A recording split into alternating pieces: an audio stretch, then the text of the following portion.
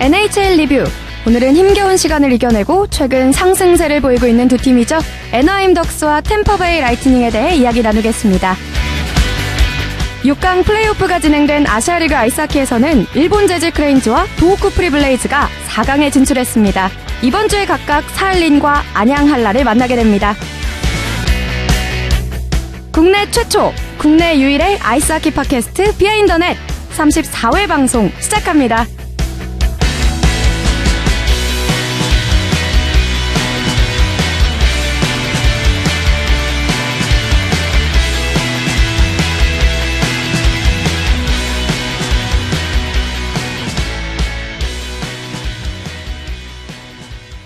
비하인더넷 34회 3월 9일 수요일에 진행하는 녹음입니다.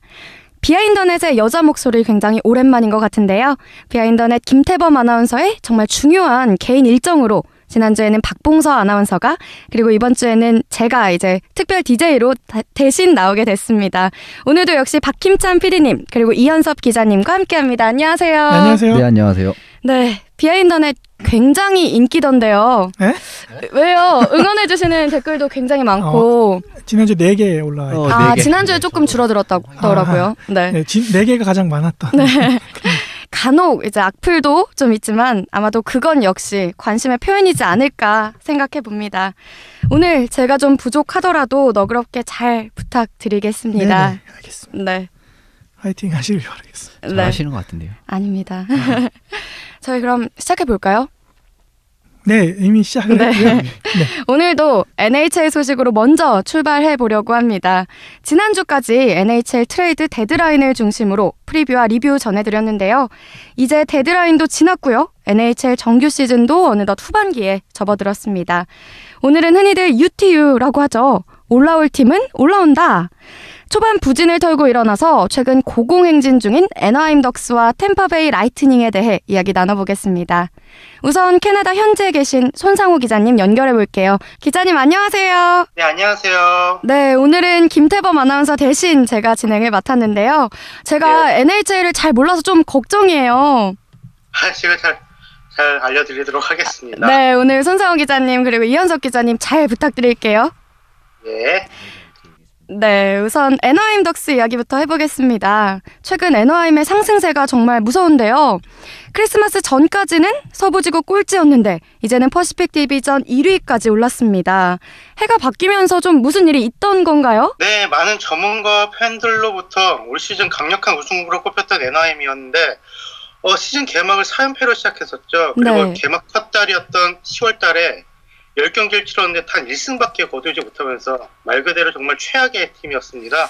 네, 일단 어제였죠. 워싱턴에게 연승을 끊기긴 했어요. 하지만 그 전 경기까지 11연승을 달렸고요. 퍼시픽 1위의 팀인데요. 시즌 초반의 부진은 좀 지금 와서 생각해보면 그 팀이 왜 그랬지? 하는 생각이 들 수밖에 없을 것 같아요. 네, 그러게 정말 이해가 되지가 않았는데 무엇보다도 스타 공격수들이었던 코리 페리, 라이언 캐슬러 이런 선수들이 동시에 큰 부진을 겪었었어요. 첫 10경기에서 애너하임이 총 10경기에서 득점했던 득점이 13골밖에 넣지 못하면서 정말 공격력이 터지지 않았고 그 결과 지난 4년 동안 팀을 정말 성공적으로 이끌었었던 브루스 보드로 감독 역시 경질설이 나올 정도로 팀 분위기도 좋지 않았었죠. 그렇군요. 그런 악재 속에서도 어떤 부진을 탈출하기 위한 노력은 좀 있었을 것 같아요. 네, 그렇죠. 11월 초반에 4연승을 달리면서 약간 나아지는가 싶었는데 딱히 그러지도 않았어요, 사실. 11월 9일부터 크리스마스 휴식기였던 12월 22일까지 연승은 단 한 번밖에 없었고 네. 12월 25일 크리스마스 이전에 조금 이제 브레이크를 갖는 편인데, 네. NHL은 그 전까지 서부지구 꼴찌일 정도로 정말 우승은커녕 플레이오프 진출도 네. 무충했었던 상황이었습니다. 단순 승패로만 따져보자면 12월 22일까지 12승 21패 말씀하신 것처럼 정말 심각했었는데요. 크리스마스를 지내면서 좀 마음을 다잡은 걸까요? 이후에 네. 180도 전혀 다른 모습으로 대반전을 보여줬다고 하는데요. 네, 크리스마스 때 제대로 휴식을 취했는지 아니면 산타 할아버지께서 선물을 샀는지 모르겠는데 네. 2015년을 3연승으로 우선 마무리했던 애너하임은 1월 11경기에서 7승 거두면서 본격적으로 이제 부진만을 위해서 시동을 걸기 시작했어요. 네. 그리고 2월 13일 리그 최강팀 중 하나인 그 시카고를 상대로 3대2 연장승을 거둔 이후로 11연승을 달리면서 어느덧 퍼시픽 디비전 1위까지 오른 데 성공을 했습니다. 아, 네, 더불어서 지난 3월 5일에 디비전 라이벌이자 당시 디비전 1위를 차지하고 있었던 LA를 상대로 3대1로 승리를 거두면서 시즌 처음으로 디비전 1위에 올랐었거든요, 그날. 네. 네, 1월 20일, 1월 중순까지만 해도 두 팀의 승점 차는 16점, 즉, 8경기 정도가 차이가 났었지만은 한 달 반 정도 사이에 극적으로 역전을 해냈어요. 그랬군요. 네, 크리스마스 이후 연패는 단 한 번도 없고 31경기에서 무려 25승을 쓸어 담았으니까 정말 크리스마스 이후로 NHL 최고의 성적이거든요. 정말 대단한 것 같아요. 이거. 네, 기간 중에 이제 성적을 보시면 진짜 눈에 띄는 부분이 뭐였냐면 네. 강팀을 상대로도 이제 승리를 가져간 부분을 들 수가 있을 것 같아요. 이제 아, 좋은 모습을 보여준 그 기간 동안 세인트루이스, 댈러스, LA, 그 다음에 시카고 같은 강팀을 만났거든요. 근데 네. 전적 6승 1패로 매우 좋습니다. LA한테 한 차례 진 게 1패의 하나고요. 근데 그 이후로 최근 3차례 또 경기를 치렀는데 네. 그걸 모두 승리하는 모습을 보여줬고, 이 부분에서는 이제 플레이오프 되면 아무래도 강팀을 만날 확률이 높기 때문에 이런 데서 좋은 성적을 내고 있다는 점은 충분히 변수로 만들 수 있을 것 같네요. 네, 정말 밑바닥까지 어떻게 보면 추락했던 애너하임인데요. 그 바닥을 치고 올라와서 1위까지 저력이 참 대단한 것 같습니다. 애너하임이 이렇게 다시 상위권까지 올라오게 된 원동력이 분명히 있었을 텐데 어떤 걸 좀 꼽으시나요? 네, 무엇보다 공격력이 살아난 부분이 가장 큰 원동력이 아닐까 싶은데, 크리스마스 이후 그 NIM의 빅3라고 할 수 있는 코리 페리, 게슬라프, 캐슬러 이 세 선수가 모두 경기당 1포인트에 가까운 득점력을 보여주고 있고요. 네.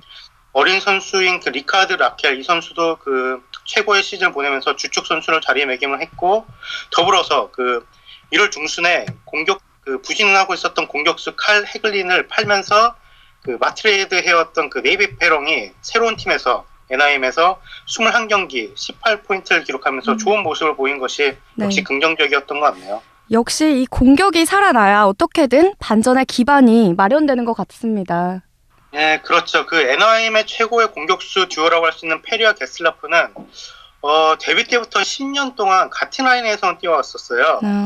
하지만은 시즌 중반에 팀 부진이 계속되다 보니까 이 두 선수를 갈라놓는 판단을 내리게 되었는데, 현재로서는 이 두 선수를 갈라놓는 게 아주 성공적인 용병술인 것 같아요. 예, NIM의 최대 불안 요소라고 한다면 그 코리 페리, 라이언 게스라프 이 듀오에게 너무 크게 의존한 부분이었는데요. 네. 그래서 플레이오프에서도 이 1라인만 막으면은 막히면 그 공격을 풀어낼 라인이 없었어요. 네. 하지만 지금은 이제 두 선수가 다른 라인에서 뛰면서 그 각 라인을 잘 이끌고 있고, 그래서 또 라이언 캐슬러가 이끈 3라인도 이제 또 살아난 모습을 보이면서 세 개의 강력한 라인을 구축하는 데 성공했거든요. 네. 네, 게다가 지난 트레이드 레드라인 때 영입했었던 제이미 맥겐도 새로운 팀에서 시작이 좋고, 앞으로 플로리다로부터 영입했던 브랜든 피리하고 파워포워드인 크리스 스튜어트까지 부상에서 복귀한다면은 공격진의 깊이는 더욱 두터워질 것 같습니다. 네. 네, 공격이 한 라인에 집중된 그 부분이 문제점이 발생을 했을 때는 네. 이제 선수를 이제 분산시키는 선택을 가끔은 할 때가 있는, 이제 팀에서 이제 그런 네. 선택을 할 때가 있는데, 그게 이제 운이 없으면 전부 같이 망하죠. 아, 예. 같이 망하는 상황이 이제 나오는 경우가 굉장히 많아요. 네. 근데 NIM 같은 경우에는 이런 변화가 굉장히 긍정적으로 나타난 것 같고요. 네. 이제 앞으로는 상대방 입장에서 이제 누구를 막아야 될지 대책이 안 서는 상황까지 온 것 같습니다. 그렇습니다. 적재적소에 이렇게 선수들을 재배치하면서 주축 선수들이 살아났고요. 거기에 공격진의 깊이까지 더해졌으니까 이제 공격력만큼은 확실히 무서운 팀으로 변화한 것 같습니다. 이제 수비 부분 좀 이야기 나눠볼게요. 수비진과 골리진은 NIM의 어떤 강점으로 꼽혔다고 하는데요. 네, 사실 NIM이 부진했을 때도 수비진은 괜찮았었어요.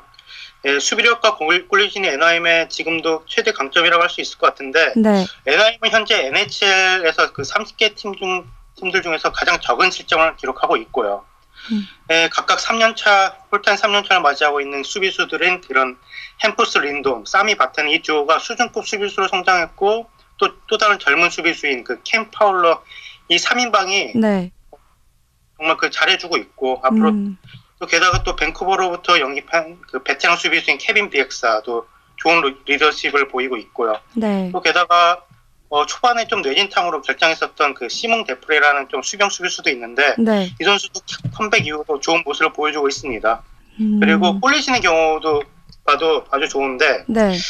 프리데르 안데르센과 그 존 깁슨 이 두 선수가 틈이 없는 모습을 보여주고 있는 것 같아요. 안데르센 선수는 NIM에 부진했을 때도 고군분투하는 모습을 보여줬었고 네. 앤더슨이 그 시즌 중반에 부상을 당했을 때는 그 존 깁슨 선수가 마이너리그에서 올라와가지고 제 몫을 다해주면서 그 앤더슨의 그 공백을 메꿨고요. 네. 더불어서 파워플레이, 페널티 킬링, 스페셜팀 모두 그 리그 2위에 해당하는 성적을 내고 있으면서 네. 뭐 약점이 없어 보이네요. 네, 뭐 안 좋을 수가 없는 것 같은데요. 이 정도 반전을 이뤄냈으면 이제 시즌 초반에 한참 부진을 겪었을 때 나왔던 감독 경질설이 좀 쏙 들어갔을 법도 해요. 그럼요. 이제 뭐 브루스 보드로 감독 경질설은 전혀 나오지 않고 있고요. 네.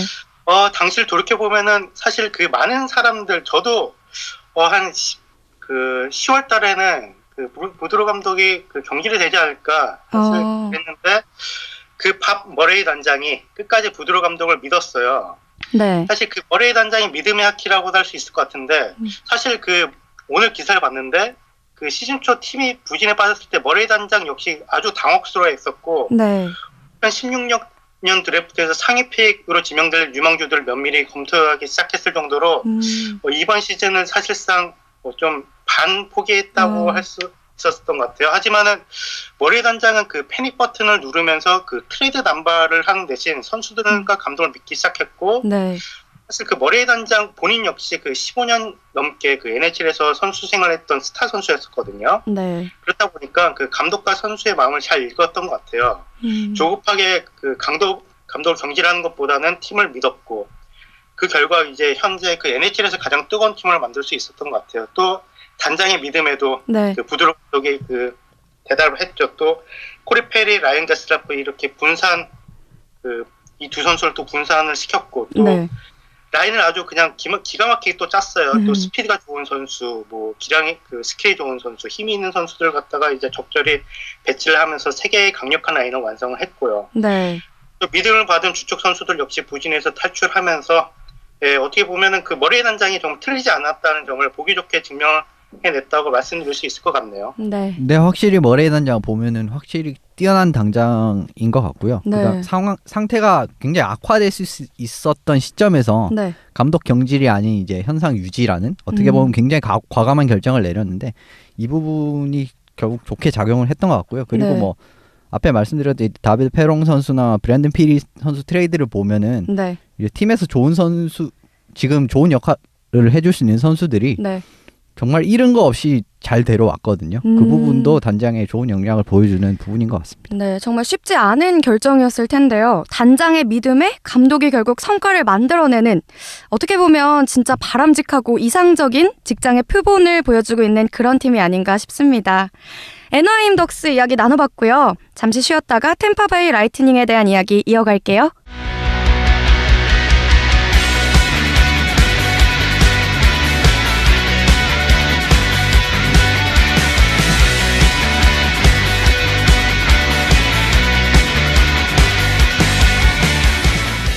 이번엔 동부로 옮겨보겠습니다. 여기서는 템파베이 라이트닝이 역시 완전히 달라진 모습으로 상승세를 타고 있죠. 네, 지난 시즌 동부지구 챔피언이자 준우승팀인 템파베이 라이트닝이 시즌 초반 부진을 씻고 네. 지금 구단 최다승인 9연승을 엊그제 거뒀는데 지금 어느새 애틀랜틱 디비전 1위에 올랐습니다. 1위입니다. 네. 진작에 이렇게 잘했으면 좋았을 텐데 하는 생각이 드는데요. 이 초반 부진의 원인 어디에 있을까요? 네, 사실상 저는 템파베이를 완성형 팀으로 봤었거든요. 네. 근데 초반에 이런 모습을 보여주는 정말 예상을 할 수가 없었고 그리고 전반적으로 문제점이 나타난 이유는 전반적으로 지난 시즌 정말 좋은 모습을 보여줬던 공격력이 없어진 부분이 컸다고 봅니다. 네. 네, 그렇죠. 예, 템파베이는 사실 공격팀이었죠. 그 지난 시즌에도 NHL 최다 득점팀이었어요. 네. 하지만 올 시즌 첫 두 달은 그 중하위권의 공격력을 보여주면서 좀 실망스러운 모습을 보여줬는데 그중 가장 큰 이유는 그 팀의 주장이자 그 NHL에서 최고 스나이퍼라고 할 수 있는 스탬코스가 네. 데뷔 시즌 이후 최악의 모습을 보여줬고 올 시즌 이후 스탬코스가 또 FA가 되기 때문에 숱한 이적설을 좀 트레이드 루머가 또 나오기도 했었고요. 더불어서 뭐 라이언 켈런이라든지 그 새쌍둥이 라인의 그 타일러 존슨이나 온드레 팔랏 이런 선수들도 같이 부진에 빠지면서 그 결과 12월 말까지는 애틀랜틱 디비전 중하위권을 맴돌았었어요. 네. 예, 사실상 이제 공격진에서 제 몫을 해준 선수를 보면은 니키타 쿠체로프 선수나 이제 그래도 부진하긴 했지만 스탬코스 선수가 전부였던 것 같아요. 누군가가 이제 팀에 부진을 하면은 네. 얘가 치고 나오면서 그 공백을 메워주는 것도 굉장히 중요한데 중요하죠. 그런 부분이 부족했던 것 같고 제 예상에는 이번 시즌 그 조너선 드로잉 선수가 이 역할을 해줄 수 있을 거라고 봤는데 뭐 팀 시즌 중에 이제 팀과 불화가 있는 바람에 그러지 네. 못한 부분이 좀 아쉬운 것 같네요. 결국엔 애나하임과 마찬가지로 공격진 부진이 원인이었던 것 같네요. 예, 기본적인 맥락은 동일하고요. 근데 에나임이 좀 더 심각했죠. 좀 더 심각했죠. 네. 네, 어떻게 보면 좀 비슷한 시기에 그 NIN, 템파베이 둘 다 좀 분위기를 찾은 것 같아요. 템파베이도 1월 중순 그 7연승을 하게 됐었고 2월 중순에는 9연승으로 완벽하게 반등을 했습니다. 그리고 네. 지난 2년 동안 그 NHL에서 최고 라인이라고 불릴 수 있는 그 새 쌍둥이 라인 타일러 존슨, 쿠체로프, 팔랏 이 세 선수가 다시 뭉치면서 다시 그 팀에 좀 많은 도움을 주고 있는데요. 네. 스탠코스 선수 역시 그 스티브 아이저맨 단장이 그 스탠코스 올 시즌 안에 트레이드는 없다라고 이제 발표를 한 이후로 좋은 모습을 보여주고 있는 것 같습니다. 예, 근데 이제 공격진을 보면 확실하게 득점력을 보인 선수는 없는데 네. 바텀 6라고 불리는 이제 7번째에서 12번째 선수들 3, 4라인 선수들 공격수는 굉장히 다 잘해주고 있어요. 네. 블라디슬라프 나메스트니코프 선수나 뭐 JT 브라운, 브라이언 보일, 뭐 세드릭 파쿠엣, 그 다음에 에릭 콘드라 선수 같은 선수들이 시즌 네. 초반부터 이제 꿋꿋하게 제 몫을 다 해주고 있고요. 네, 그 부분이 괜찮았던 것 같습니다. 네, 이제 뭐 선수들의 부상도 좀 많이 당했었거든요. 뭐 온드레 팔럿 같은 선수가 네. 이런 선수가 또 복귀를 하면서 12월만 해도 20위권이었던 득점력이 이제 10위권으로 돌아왔고 2016년 들어서는 해가 바뀌어서는 평균 득점력이 한 3점대를 훌쩍 넘기면서 아주 좋은 공격력을 보여주고 있는 것 같습니다. 그렇군요. 애너하임이나 템파베이나 모두 새해 어떤 큰 다짐을 하고 경기에 임하는 것 같습니다. 이번엔 수비진과 골리진에 대해서 이야기 좀 나눠볼게요. 네, 템파베이 수비진부터 말씀을 드리면 네. 거의 이 수비진의 면면을 보면 리그 최고급이 아닌가 싶어요. 그리고 이제 빅토르 헤드만 선수는 어느덧 이제 팀 내 최고 넘버원 수비수로의 면모를 네. 확실하게 보여주고 있고요. 그리고 전 필라델피아 소속으로 손발을 맞췄던 선수였던 브레이든 코번이랑 맥칼 선수가 이제 세 번째, 네 번째 수비수로 받쳐주고 있고 네. 게리슨이랑 수스트르 선수 같은 경우에도 세 번째 페어 수비수로는 손색이 없고 뭐 하는 거 보면 사실상 다른 팀 가면 탑4 충분히 들 수 있을 것 같고요. 네. 그다음에 2년 전 저는 이 선수가 눈에 띄는데 네. 2년 전 자유 계약으로 데려온 안톤 스트롤만 선수가 있어요. 네. 이 선수가 이제 스웨덴 선수인데 같은 스웨덴 선수인 헤드만 선수랑 짝을 맞춰가지고 매 경기 많은 시간 출장 시간을 소화해주고 있고요. 네. 그리고 골리진을 보면은 역시 마찬가지로 굉장히 탄탄합니다. 네. 장신 엘리트 골리의 대표 주자가 된 벤 비숍 선수는 어느 템파베이 주전 자리를 찬 시점부터 매년 2점대 초반에 굉장히 안정적인 방어율을 보여주고 있는 데다가 네. 그다음에 올해 공고한 백업으로 자리매김을 한 바실레프스키 선수 역시 좋은 모습으로 비숍 선수를 잘 보좌하고 있습니다. 그렇군요. 덧붙이자면은 그 템파베이도 NIN과 마찬가지로 믿음의 악기로 네. 분위기 반전에 성공한 것 같아요. 부진했던 공격수들을 꾸준히 기용을 했고요. 그리고 또 부진했었던 그 새쌍둥이 라인이 보기 좋게 부활을 하면서 분위기를 찾았고요. 네. 그리고 스티브 아이저맨 그 단장은 이번 데드라인 때 그 전력 보강이 없었어요. 네. 사실 그 아이저맨 단장이 그 팬들로부터 비판도 많이 받고 있거든요, 사실. 2년 전 뭐 팀의 심장이라고 할 수 있었던 그 마틴 생로이와 불화를 겪은 이후 결국 트레이드를 해버렸었고, 네. 올 시즌 또 그 팀의 주장이자 슈퍼스타인 스탠코스, 그리고 또 팀의 미래라고 할 수 있는 또 조나단 두레잉과 또 그 불화를 겪고 있고요. 네. 선수 명단을 보면 지난 시즌 이맘때랑 거의 똑같아요. 하지만 그 아이즈맨 단장 그 선수 시절부터 보여준 대쪽 같은 리더십을 보여주면서 팀을 이끌고 있는데 지난 시즌 준우승이라는 그 좋은 성과를 낸 선수들을 계속해서 이렇게 계속 믿어서 믿은 점이 결국 이렇게 상승세로 이어지지 않았나 싶네요. 네. 예, 템파베이 이 아이즈맨 당장의 역시 높은 영향력 역시 칭찬할 수밖에 없을 것 같고요. 네. 그리고 지금 아까 말씀드렸던 공고한 수비진이랑 콜리지는 사실상 트레이드랑 자유계약으로 완벽하게 구축을 한 것이거든요. 네. 자유계약에서 맷칼 선수와 안톤 스트로만 선수를 영입을 했었고요. 브레이든 코번 선수를 영입을 했을 땐 1라운드 픽 한 장을 주긴 했는데 팀이 그 당시에 뭐 좋은 성적을 보였기 때문에 네. 뭐 그렇게 큰 1라운드의 손해가 아니었고요. 그리고 벤 비숍 선수를 오타와에서 영입했을 때는 뭐 당시에는 굉장히 좋은 모습을 보이지만 지금은 NHL에도 뛰지 못하는 코리 네. 커너커 선수를 보내면서 받아온 점은 정말 대단한 것 같고요. 뭐 대표 선발 때문에 네. 불화를 겪었던 아까 말씀드린 마르틴 생루이 선수를 보내면 트레이드한 것도 네. 결국은 템파베이에 좋은 것으로 작용하고 있는 게 지금 라이언 켈러한 선수를 받아오고 네. 뭐 1라운드 지명권도 결국 받아오고 뭐 이렇게 잘 받아온 거 보면은 단장 영향이 확실하게 좋은 네. 것이라고 말씀드릴 수 있을 것 같습니다. 네, 이렇게 이야기를 들어보니까요. 양팀 모두 성적이 부진해도 끝까지 코칭 스태프과 선수들을 믿어준 단장들의 결정도 대단한 것 같고요. 분위기가 안 좋다고 해서 막 뒤엎고 갈아엎고 하는 것보단 말씀하신 것처럼 믿음의 하키, 이 믿음으로써 극한 부진을 극복하고 또 반전의 계기를 마련했던 점이 다른 팀들의 본보기가 될 수 있었던 게 아닌가 하는 생각이 듭니다. 손상우 기자님, 듣고 계시죠? 네, 오늘도 콕콕 잘 찝어주셔서 말씀 잘 들었고요. 감사합니다. 네, 감사합니다. 네.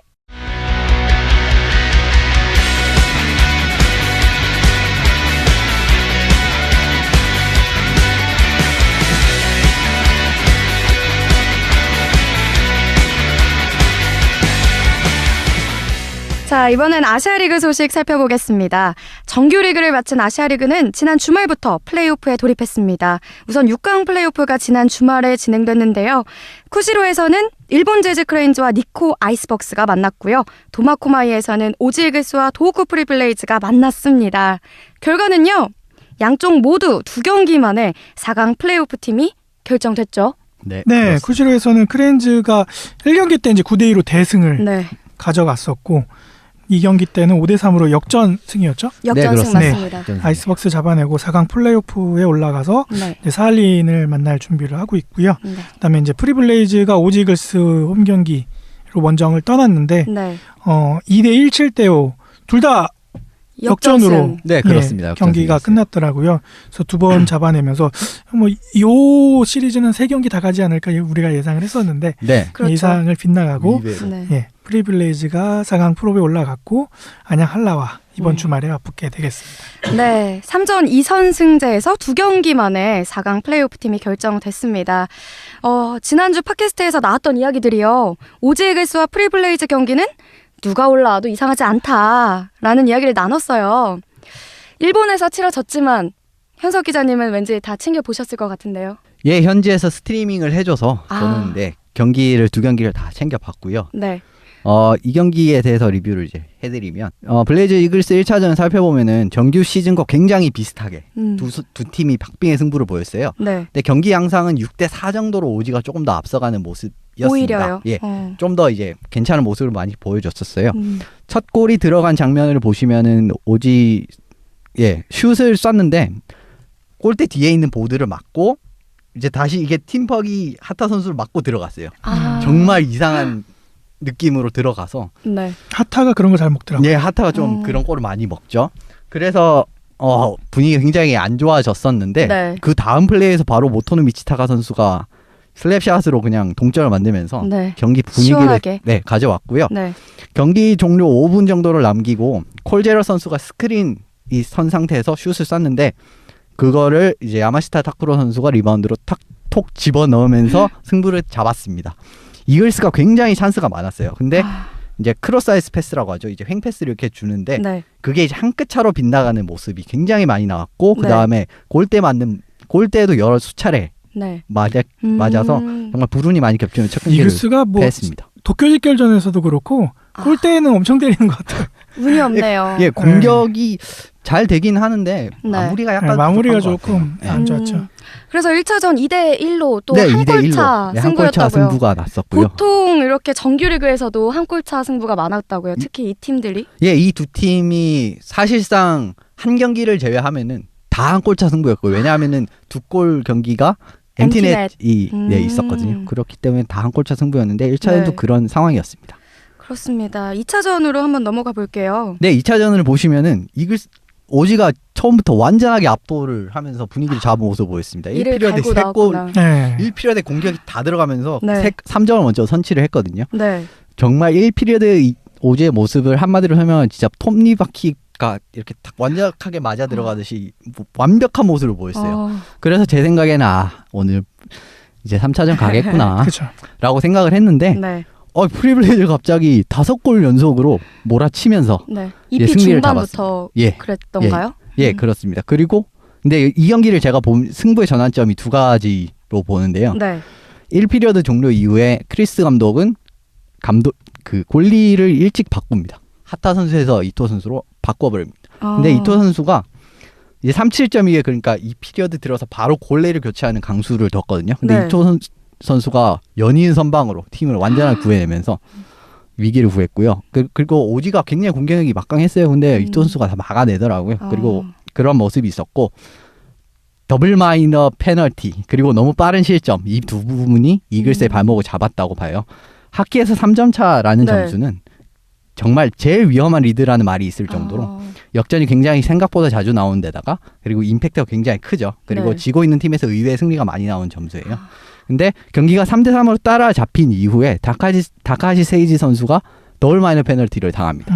근데 여기에서 파워플레이를 이제 더블 마이너 페널티로 네. 받은 두 번의 파워플레이 기회에서 야마시타 타쿠로 선수랑 로건 스티븐슨 선수가 득점을 연속으로 하면서 5대3으로 앞서갔어요.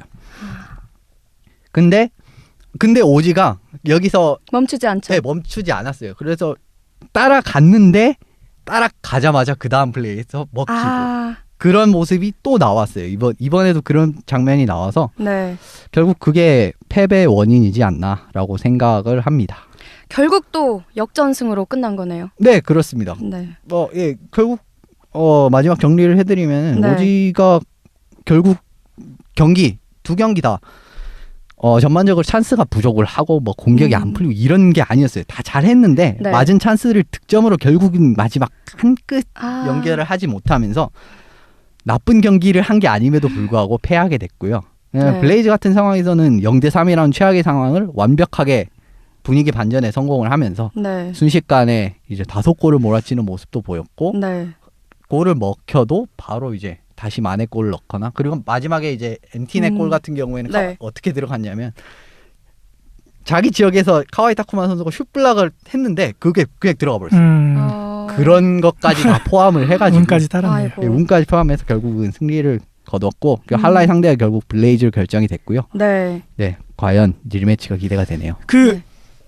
다나카고 선수가 정규 시즌 마지막까지 복귀가 많이 없었죠. 예, 경기를 거의 못 뛰다가 크리스 감독의 그 부분을 이제 질문을 해봤었는데 네. 네. 왜 안 나왔?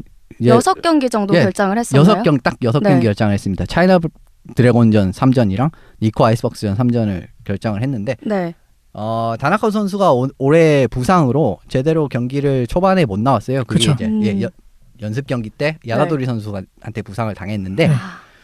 그 손목 부상이 생각보다 지속이 되고 있는 것 같습니다. 계속 그리고 발목을 잡나 보죠. 예, 좀 좋아지긴 했지만 그래도 네. 이제 그 부분이 발목을 계속 잡고 있고 그래서 이번 올림픽 대표 때 일본이 지난달 초에 올림픽 예선전을 치렀잖아요. 치렀죠. 네. 거기에서 이제 보내지 않을 생각도 했었다고 했는데 거기까지 팀에서 뛰었죠. 네. 팀에서 너무 간곡하게 부탁을 해서 받아들였는데 현재 뭐 다나카고 선수가 거의 정신적 멘탈 지주 네 멘탈 그런 역할을 하고 있죠. 지주이기도 하고 네. 네. 그래서 결국 보낸 것이 팀 성적을 좀 희생을 한 것 같다라고 그렇군요. 말을 해줬어요. 그래도 이제 이번에 플레이오프 때 복귀를 해서 두 경기를 치렀는데 다나카고 선수는 어땠나요? 존재감이 좀 아니, 확실히 있을 것 그냥 같아요. 이 사람이 부상 당한 선수가 맞나? 도대체 이게 맞나? 이게 진짜 내가 말을 들었던 그게 맞는 건가? 어. 완전히 그냥 평소 때랑 별 다를 바가 없었어요. 프리블레이즈도 네. 다나카고가 있을 때하고 없을 때는 완전 네, 굉장히 다르죠. 네, 색깔이 이제- 달라지기 때문에 이제 한국 원정을 처음 왔을 때 네. 없었던 상황이지 네, 않았습니까? 공백이 그래서 제가 있었죠. 그 당시에 물어봤었는데 이제 야마시다 사쿠라 선수가 굉장히 성장을 해주면서 제 생각에는 뭐 메꿀 수도 있을 거라고 생각을 했는데 처음에 선수진들 다짐도 그랬다고 해요. 이제 네. 센터진들이 우리가 주장이 없지만 그래도 우리가 자리를 메꿀 수 있다라고 생각을 했는데 실제로 경기 들어갔을 때는 그렇지 않았다고 합니다. 그렇죠. 예, 그래서 뒤에 다나카고 선수가 복귀를 한 다음부터 네. 블레이즈가 약간 분위기가 좋았던 걸 생각을 하면은 팀에 기여하는 바라든지 영향을 굉장히 미치는 크다. 게 굉장히 컸고요. 네. 그리고 올해 다나카고 선수가 컨디션이 굉장히 좋다고 하네요. 이 음. 부분은 또 앞으로 어떻게 될지도 모르겠습니다. 그럼 손목 부상에도 불구하고 2차전 때 2골을 네, 넣은 거 그러니까 맞죠? 지금 완전하게 완치가 된 상황은 아닌 네. 것 같고요. 그럼에도 불구하고 네, 예, 어. 그런데도 괜히 덜 아픈데 괜히 그렇게 얘기할 수 존재감은 네, 굉장했던 것 같습니다. 그렇군요. 네, 프레이블레이즈가 정규리그에서 이글스보다 승점 13점이 뒤졌다고 해요. 이런 걸 바로 시리즈 업셋이라고 한다고 하는데 좀 드문 경우가 아닐까 싶어요. 근데 사실상 승점이 13점 차이가 났지만은 네. 뭐 양팀 상대 전적이 굉장히 비슷했고요. 그리고 음. 전일본 선수권에서도 이 두 팀이 준결승에서 붙었는데 그 경기마저 접전이었거든요. 그렇게 생각을 해보면은 네. 엄청나게 의외의 결과는 아니라고 생각합니다. 네, 그렇습니다. 6강 플레이오프 이렇게 마무리가 됐고요. 이제 이번 주 주말부터죠. 4강 플레이오프가 진행됩니다. 4강 플레이오프부터는 5판 3선승제가 적용되고요. 정규리그 상위팀의 홈에서 먼저 3연전이 진행되겠습니다. 안양에서는 안양알라와 프리블레이즈가 만나게 되겠고요. 사일린에서는 사일린과 크레인즈가 먼저 3연전을 갖습니다. 안양알라와 프리블레이즈 지난 시즌 챔피언 결정전에서 만났고 이번 시즌에서는 4강 플레이오프에서 다시 만나게 됐습니다. 1년 만에 치러지는 어떤 플레이오프 리턴 매치네요. 작년에 안 좋은 기억이 많았죠. 그렇죠. 네, 벌써 이제 지금 네. 뭐 안양알란 결정 이후부터 많이 벼르고 있는 것 같아요. 그렇죠. 네. 뭐 복수를 일단 해야죠, 사실. 시즌 중에 네. 안양 홈에서 치렀던 경기는 이제 아까 말씀드린 것처럼 다나카고가 없었기 때문에 그래서 네. 뭐 우세했다. 그런 면도 없지 않았을 것 같고요. 네, 그러면도 약간 네. 됐을 것 같아요. 네, 이제 이번에는 양 팀 다 이제 다 갖춰놓고 하는 거니까 작년과 같은 모습이 되풀이가 될지 아니면은 뭔가 안양알라가 네. 서력의 기회를 마련할지. 네, 근데 그 부분을 살펴보면 또 긍정적인 신호는 결국 1월에 하치노에에서 이제 원정 경기에서는 결국 다 나왔는데도 이겼기 때문에 그렇죠. 한라 입장에서는 또 그 부분은 마음 놓을 것 같고요. 네. 네. 또 한편으로는 이제 그런 부분이 또 자만의 씨앗이 돼요. 그렇죠. 단기전에서 또 알 수 없는 결과들이 그쵸. 계속 변수가 발생이 되기 때문에 네. 충분히 네. 그런 변수들은 상대팀 서로가 네. 염두에 두고 임하지 않을까 싶네요. 예, 상대적으로 거친 플레이를 많이 펼치는 블레이즈 같은 경우가 플레이오프에 오면 굉장히 변수를 많이 만드는 팀이긴 한데 작년에 사실 그렇게 졌지 않습니까? 그쵸. 한라가. 올해도 이제 그런 시나리오를 완전히 재탕할지 아니면 안양알라가 완전히 거기에 대한 대비책을 마련해 왔을지 그 부분이 관건이 될 수도 있을 것 같습니다. 그리고 이제 안양알라 같은 경우에 웨달튼 콜리가 대부분 네. 정경기를 출장을 하고 활약을 하고 있는데 프리블레이즈 같은 경우는 계속 로테이션이 돌아가고 있잖아요. 뭐 네, 그렇습니다. 이토이토나 하타 콜리들이 이제 네. 서로 번갈아 가면서 나오고 있는데 지난 시즌에는 이토이토가 챔피언 결정전 3연전을 뛰면서 뭐 거의 책임을 그렇죠. 지는 캐리를 하는 모습을 보여줬는데 네. 뭐 이번에도 이토이토가 괜찮을 것 같기도 하네요. 하타가 좀 마지막에 가서 안 좋은 모습을 잠깐 보여줬기 때문에 예, 오지전에서 이제 하타가 교체가 됐는데 네. 이토유토 선수가 그다음 들어와서 뭐 괜찮은 모습을 보여줘서 이제 블레이즈 같은 경우에는 주전 골리가 사실상 없기 때문에 그렇죠. 네. 번갈아 가면 쓰기 때문에 좀 최근 분위기가 좋은 선수를 많이 쓰거든요. 그래서 1차전에는 이토요토 골리가 나오지 않을까 싶습니다. 1차전엔 이토요토 골리가 네, 그냥 이제 예측이에요. 나오겠다라는 네, 제 예상을 생각에도 한번 뭐 세 경기 다 이토이토가 네. 나오지 않을까. 네. 크게 뭐 큰 점수 차로 무너지지 않는 이상은. 네, 그렇죠. 네. 우선 플레이오프에서 살아남은 유일한 한국 팀이잖아요. 그렇기 때문에 많은 팬분들이 더 기다리실 텐데요. 이쯤에서 한번 예상을 해볼게요. 힘찬 PD님이 일본으로 갈 것인가 아니면 한국에서만 계셔도 될 것인가 한번 두 분의 생각이 궁금합니다. 뭐 한 번 쳤다고 해서 제가 따라갈 수 있을지 없을지는 네, 제 그거는 결정이 모르지만요. 아니라서요. 네, 네, 데려가줘야 혹시라도 가는 거니까. 네, 갈 수 있게 된다면. 네, 예상을 한번 해볼까요? 몇 승 몇 패 정도 네. 나올지. 예상이요. 네. 이거는 제 생각에는 두 가지 시나리오가 나오지 않을까 싶은데 이기면은 한라가 이기면은 좀 네. 1차전을 잡고 쉽게 이제 뭐 한 3대1 정도로 쉽게 승리를 가져갈 수 있을 것 같고요. 근데 만약에 블레이즈가 1차전을 잡는다면 어려워지나요? 제 생각에는 스윕은 안 당할 것 같고요. 이번에는 5차전까지도 갈 수 있을 것 같습니다. 이번만큼은. 네, 저도 비슷한데요. 네. 첫 경기가 가장 중요한데 안양한라가 특히 이제 저 뭐 지난번에도 말씀을 드렸었고 항상 얘기를 하지만 네. 이제 한참 쉬고 난 다음에 네. 그 다음에 이제 경기를 펼쳤을 때 안 좋습니다. 안 좋잖아요. 네. 뭐 더군다나 이번에 2주를 쉬고 게임을 뛰는 그쵸. 거기 때문에 선수들이 얼마만큼 이제 긴장감을 갖고 준비를 하느냐가 좀 네. 관건일 것 같은데 그럼에도 불구하고 어려운 경기를 펼치지 않을까 네, 그런 예상을 좀 하게 되고요. 1경기를 잡게 된다면은 수위까지도 가능할 것 같고 하지만 네, 가능성이 있습니다. 1경기를 놓치게 된다면은 5차전까지는 무조건 가지 않을까. 왜냐면은 이게 5경기가 연달아서 펼쳐지는 게 아니라 네. 화요일까지 경기가 진행이 되고 그 다음에 한 4일 정도 쉬고 토요일 날 다시 재개가 된단 다시 말이죠. 주말로. 근데 안양한라가 원정을 떠났을 때 원정 첫 경기도 항상 그렇게 좋은 모습은 아니었었거든요. 그렇죠. 네, 그렇기 때문에 네. 그렇게 되면은 뭐 1경기를 내주게 된다면은 원정 가서 첫 경기도 힘든 승부가 될 것 같고 그렇게 되면 5차전까지 승부가 영향을 이어지지 끼치니까요. 않을까. 네, 그런 걱정이 조금은 드네요.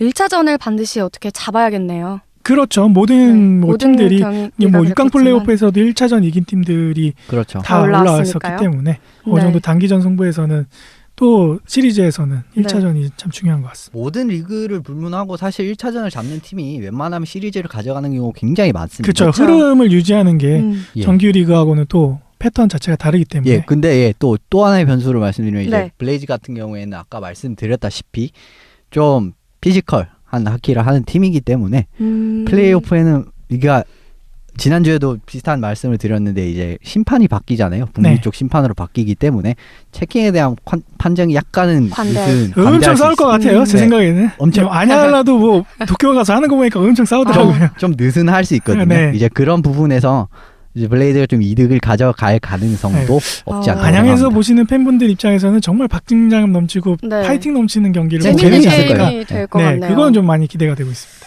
네. 안양한라 입장을 조금 더 상황을 보자면요. 기대를 가져볼 선수들이 있을 것 같아요. 유독 프리블레이즈전에서 강한 핵심 세력들이 있다고요. 세력. 세력까지는 아니지만. 제 김원중 선수를 네. 말씀하시는 것 같은데 네. 올 시즌 블레이즈 상대로 굉장히 좋은 모습을 보였고 원래 네. 뭐 기량도 굉장히 좋은 선수이기 때문에 지금 사실상 프리블레이즈와의 싸움이 결국은 뎁스 그러니까 깊이 네. 이 싸움이 될 확률이 굉장히 높기 때문에 사실상의 3라인을 뛰고 있지만 3라인이 아닌 선수들 그렇죠. 이런 선수들 활약이 굉장히 중요하다고 저는 또 봐요. 네. 물론 뭐 아까 앞서 말씀드린 바 근데 이제 일바 베버 감독이 올해는 좀 라인업을 자주 바꾸는 모습을 보여줬기 뒤죽박죽이었죠. 때문에 네. 어떤 라인업을 들고 올지 모르기 때문에 누가 뭐 3라인 포워드라고 할 수도 없겠지만은 네. 이제 그런 부분에서 네.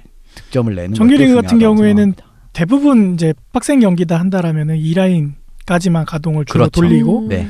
3, 4라인은 좀 초반에만 경기를 뛰게 하고 뭐 이런 식으로 갔었는데 네. 플레이오프에서는 그런 게 불가능하죠. 네. 체력적으로도 안 되고 다 모든 걸 쏟아냈고 돌아오는 경기들이기 때문에 네. 3라인, 4라인 싸움이 되게 중요한데 그런 부분에서는 안양한라가 어느 정도 유리한 좀 점이 더 유리하다고 볼 수 있다고 있어요. 보네요. 네. 그렇다면 이제 다나카고를 어떻게 봉쇄할 것인가? 뭐 이런 것도 좀 중요한 변수가 되지 않을까 싶은데요. 공격진에서는 다나카고 말고도 막을 사람이 많습니다. 네, 많아. 킴스타도 네, 네. 있고 위험한 선수들이 많이 있어서 네. 야마시타 타쿠로 네. 있고 뭐 제일 무서운 선수라고 보면 킴스타리나 뭐 야마시타 정도가 있겠죠. 그렇죠. 네. 다나카고는 이제 기량은 약간 그래도 정점을 찍고 내려오는 단계이기 네, 때문에 나이가 이제는 네, 크게 뭐 중요한다라기보다는 네. 일단은 그 사람은 이제 그 선수는 뭔가 멘탈적인 부분에서 정신적 선수들에게 버프를 지주니까요. 걸어주는 역할을 해주고 있어서 네, 그거를 뭐 어떻게 제어하거나 제지할 수가 없으니까 네. 그건 그거대로 놔두고 또 안양알라에서도 그런 역할을 해주는 고참급 선수들이 많이 그렇죠. 있으니까 네, 네. 많아요. 네. 그런 부분에서는 뭐 그냥 그다지 염두를 안 해도 상관없지 않을까.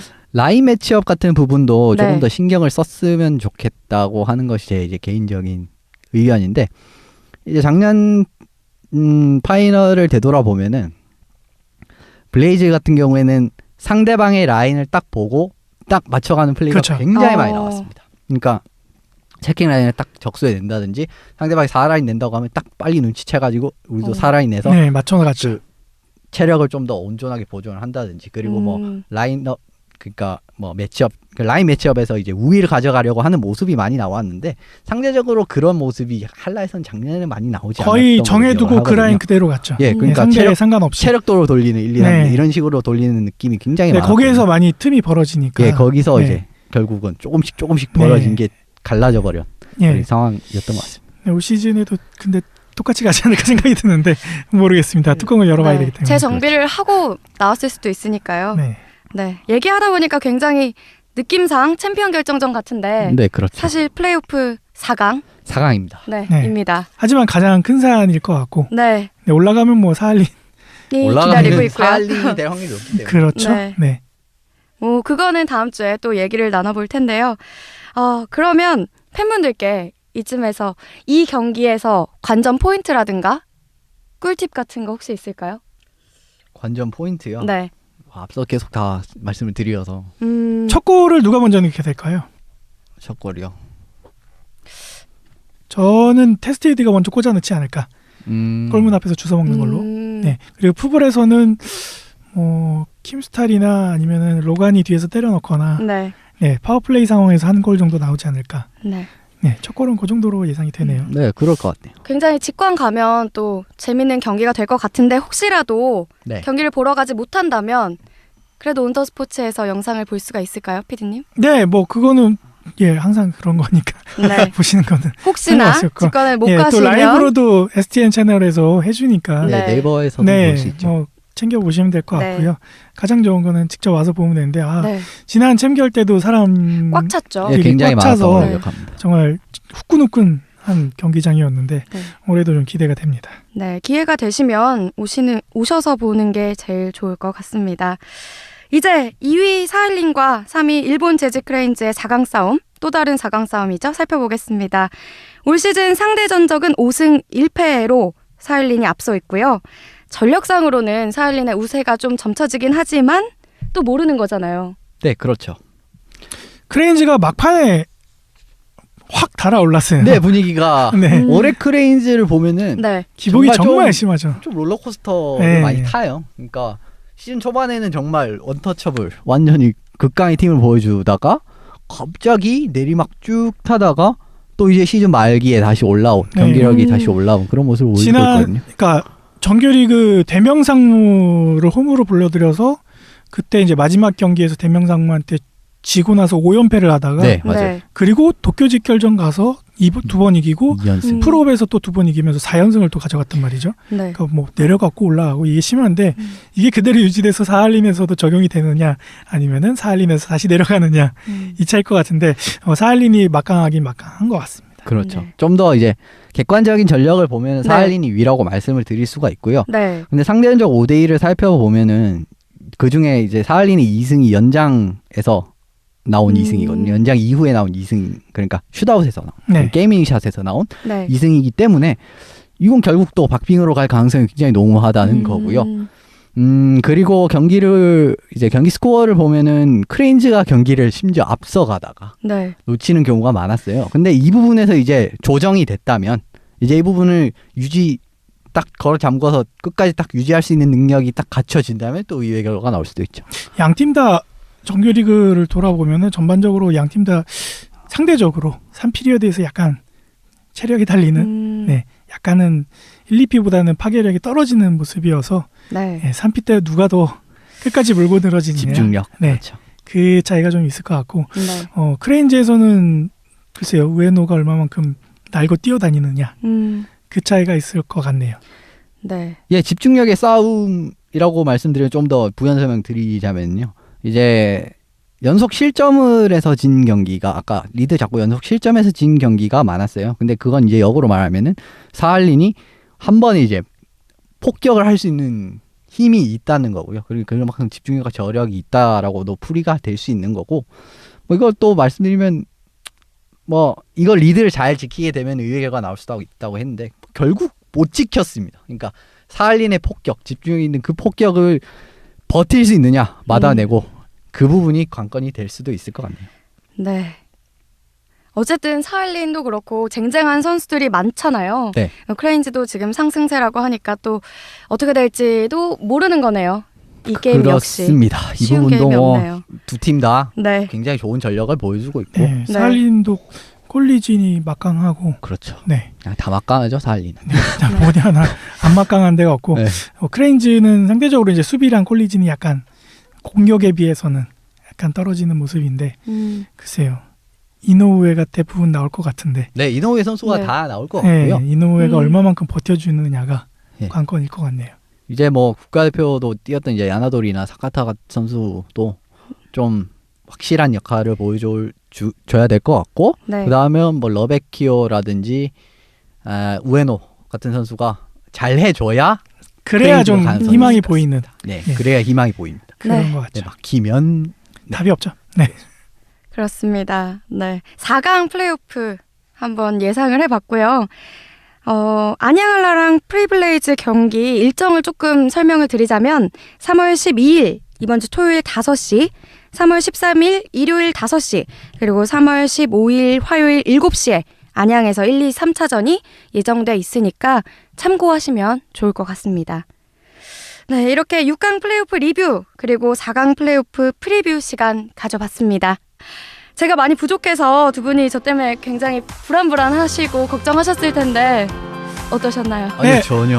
아 그런가요? 저는 되게 많이 불안불안하고 네. 걱정을 했고요. 네, 네, 다행히 네, 아 오늘 하면서 느낀 거는 이현석 기자와 손상호 기자가 많이 늘었구나 방송이 그런 생각을 하게 됐었고 네, 예수 씨도 많이 늘었구나라는 생각을 하면서 네, 다행히 저만 고생하면 될 것 같습니다.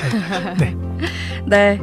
현석 PD님 아니죠? 예, PD로. 현석 기자님. 예, 저는 뭐 그냥 평소랑 뭐 그냥 다 비슷하게 계속 가고 있는 것 같고요. 네, 늘었다고 평가해 주시니까 감사하고. 예, 저는 뭐 가끔 이렇게 새로운 느낌? 뭐 이 최근 2주 동안 이제 새로운 이제 네. 아나운서님들과 같이 하지 않았습니다. 네. 근데 이것도 정말 재밌는 경험이고. 네, 종종 네, 네. 놀러 오겠습니다. 대범이 형 밀어내고 바뀌나요? 봐서 예, 이번 주에 올라가는 거 봐서 내일 네. 방송이 나가니까 네. 반응들을 보고 댓글 조작 가능한가요? 네, 봐서 네, 대범이 형 좀 쭉 육아에 전념하게 하고 살펴보겠습니다. 네, 감사합니다. 네, 워낙 뭐 아이스하키 팟캐스트 전문가분들과 함께했기 때문에 굉장히 든든했고요. 다음 주 비하인더넷 35회에서는 다시 터줏대감 태범캐스터님 돌아오시는 거 맞죠? 네, 네, 다시 돌아오시니까요. 다음 주 방송도 많은 청취 부탁드리겠습니다. 저희 비하인더넷 다시 듣기와 온더스포츠 영상 등 보다 자세한 내용은요. 온더스포츠 홈페이지 온더스포츠.co.kr과 페이스북 페이지 온더스포츠, 유튜브 채널 온더스포츠, 팟빵, 아이튠즈, 그리고 네이버 스포츠 라디오와 네이버 TV캐스트에서 계속해서 만나보실 수 있습니다.